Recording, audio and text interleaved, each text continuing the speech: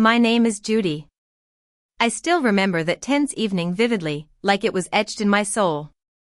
I sat at the dinner table, the silence so thick you could cut it with a knife.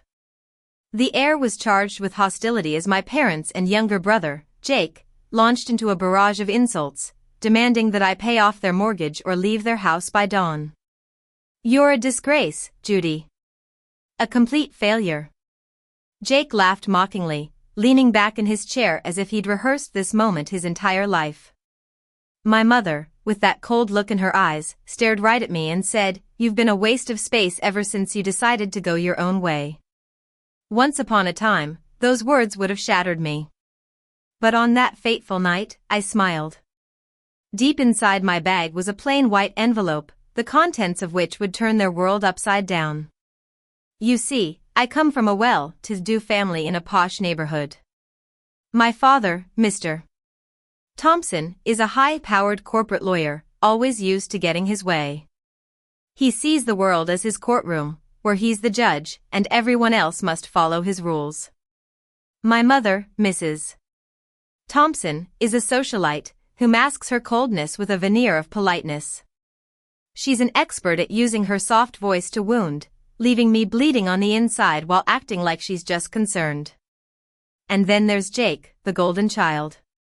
He can do no wrong in my parents' eyes, even though he's constantly getting into trouble at work, squandering his money, and relying on our parents for support. In my youth, I dreamed of becoming a fashion designer, creating beautiful couture pieces that would grace the runways of Paris and New York. But in my family, money was a tool of control.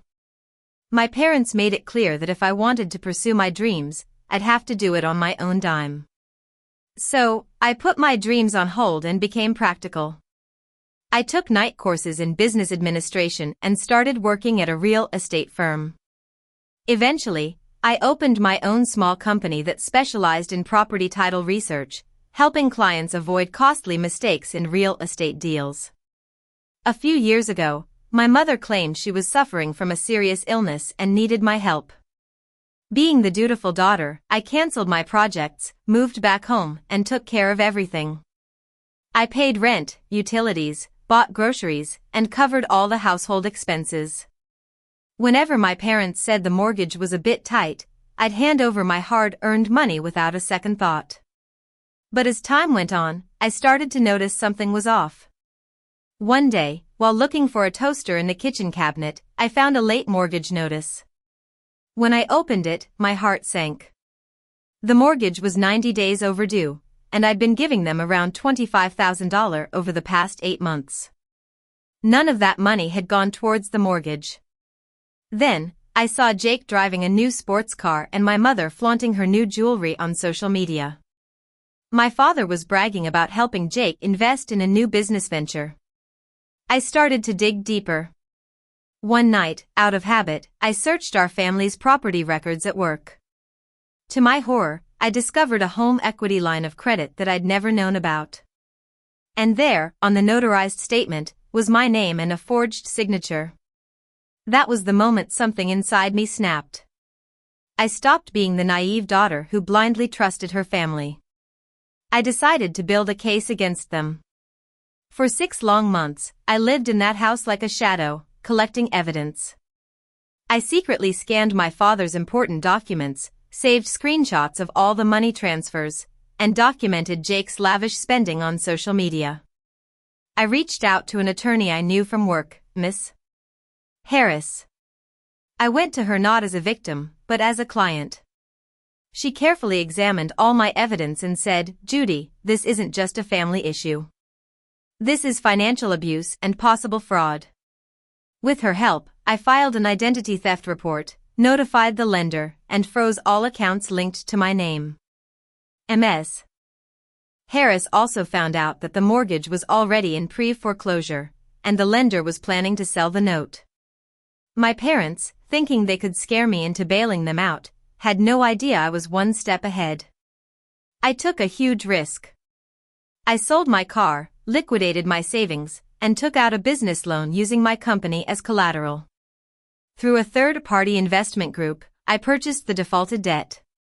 It was a bold move, but I knew it was my chance to take back control of my life. As that fateful Friday rolled around, my parents grew more aggressive. My father left a note on the kitchen counter demanding a family meeting. My mother cornered me in the hallway, her voice laced with venom. "You need to stop acting so high and mighty and help us before your father loses his temper." Jake just laughed and said, "You're in your 30s and still living here. Why don't you finally be useful?" On that Friday afternoon, I packed my most important belongings into my car. My laptop, my portfolio of fashion designs that I'd kept hidden away, some clothes, and a picture of my late grandmother. Then, I went back to the dining room for the so-called family meeting. The table was set, and the atmosphere was heavy. My father carved the roast beef with an air of authority, my mother passed the plates with a shaky hand, and Jake sauntered in late, as usual. My father cleared his throat and said, "This family is in a dire financial situation, and you, Judy, need to pay your share. You've lived under our roof, eaten our food, and used our resources. It's time to repay us." I looked at him calmly and said, "I've paid rent, utilities, and given you money all these months. What exactly do you think I still owe?" Jake leaned forward, his face twisted with cruelty. "You always prioritize numbers because you have no life. No husband, no real career, just a bunch of boring files." My mother chimed in, "You were a waste when you started chasing those foolish fashion dreams. Maybe this is your chance to make up for it." I took a deep breath, reached into my bag, and pulled out the envelope. Jake sneered, "What's that? Your resignation from being a disappointment?" I slid the envelope across the table to my father. "Open it," I said calmly. He stared at the envelope, then at me, as if I was speaking a foreign language. "I'm not interested in your games." But curiosity got the better of him, and he tore it open. His face blanched as he read the first page. It was the assignment summary of the mortgage I'd bought. The second page was the fraud notice, the third was my identity theft report, and the fourth was a formal demand letter prepared by Ms. Harris. My mother grabbed the papers from him, her eyes wide with panic. What does this mean?" she stammered. Jake's eyes went wide when he saw my company's name on the papers. "No. This can't be true. You can't just take our house." I looked at them all and said, "The mortgage you're so desperate for me to pay is now under my control. The forged documents with my signature have been reported. The lender has been notified, and my attorney has all the evidence. As of yesterday, the debt you tried to dump on me is being handled through my legal counsel." My father stood up so fast his chair fell backward. "You bought our mortgage? You ungrateful little..." I interrupted him. "Choose your words carefully. There's enough evidence in that envelope to put you all in a very difficult position." My mother started crying, but I knew it was just an act. "Judy, sweetheart, this has gone too far. We're family. We can sort this out privately." I laughed sardonically. "Privately? You used my name, took my money, and forged my signature in private. Now that I have proof, you want privacy? You're scared because I can expose everything." Jake slapped the table. "This is revenge. You're just trying to destroy our family."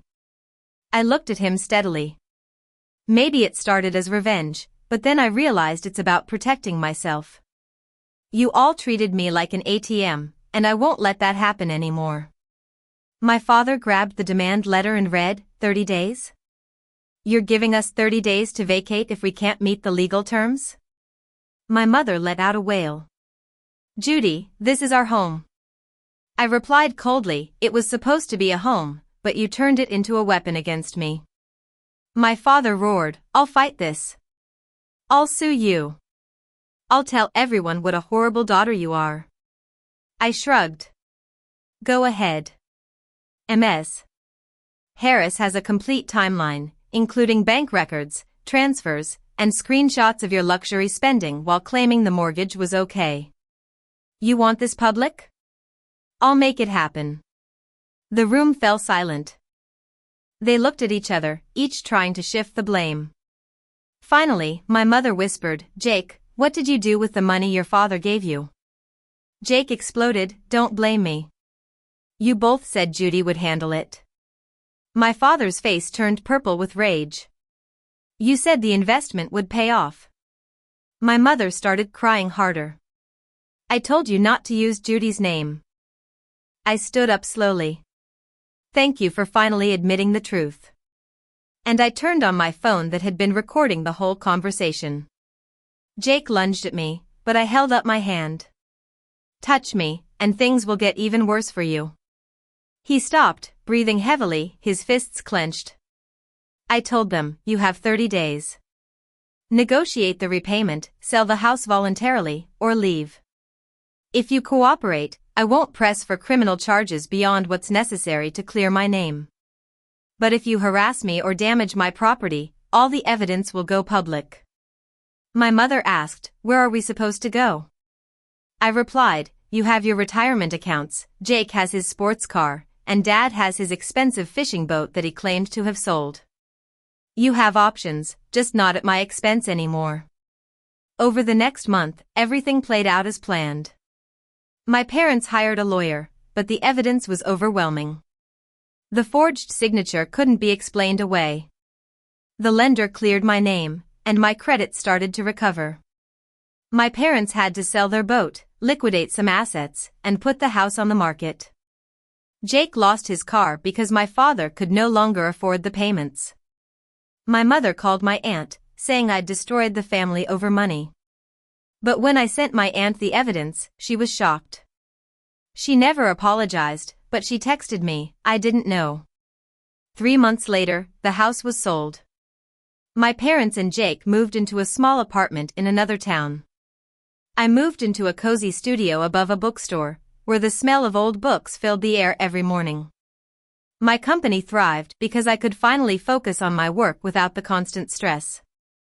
I even started taking some fashion design classes again in my free time. 6 months after that dinner, I received a letter from my mother. There was no apology, just a note saying, "Judy, I hope one day you'll understand we were scared." I folded it up and put it in a file marked, "Do not reopen." The last time I saw my parents was at a mall. My father looked older and defeated, my mother looked away as soon as she saw me, and Jake stared at me with a mix of anger and defeat. I just nodded at them, not warmly, not coldly, just acknowledging their presence. Then I walked away, feeling like a free woman at last. So, I wonder, if your family used guilt to control you, what would you do? Would you forgive, expose, or walk away? It's a question we all might have to face someday.